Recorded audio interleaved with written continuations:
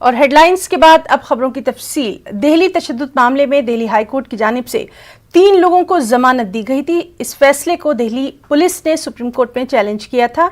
आज दिल्ली पुलिस की अर्जदाश पर समाअत करते हुए सुप्रीम कोर्ट ने दिल्ली पुलिस के जमानत के फैसले पर रोक लगाने से इनकार कर दिया। साथ ही देवांगना कलिता, नताशा नरवाल और आसिफ इकबाल को नोटिस जारी कर 19 जुलाई तक जवाब तलब किया है। 19 जुलाई को इस मामले में अगली समाअत होगी।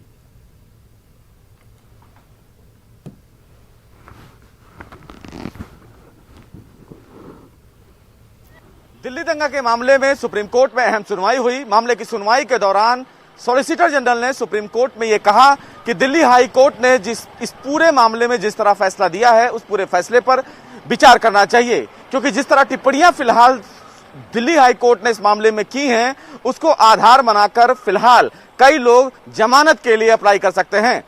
सुप्रीम कोर्ट ने मामले की सुनवाई करते हुए दिल्ली दंगा मामले में आरोपी देवांगना कलिता, नताशा नरवाल और आसिफ इकबाल तन्हा की जमानत पर रोक लगाने से इनकार कर दिया है, लेकिन सुप्रीम कोर्ट ने इस मामले में तीनों आरोपियों को नोटिस जारी किया है। 19 जुलाई को दोबारा सुप्रीम कोर्ट इस मामले की सुनवाई करेगा। वहीं सुप्रीम कोर्ट ने दिल्ली हाई कोर्ट को भी यह निर्देश दिया है कि किसी भी मामले में सुनवाई के दौरान इस पूरे फैसले को आधार के रूप में नहीं रखा जाए।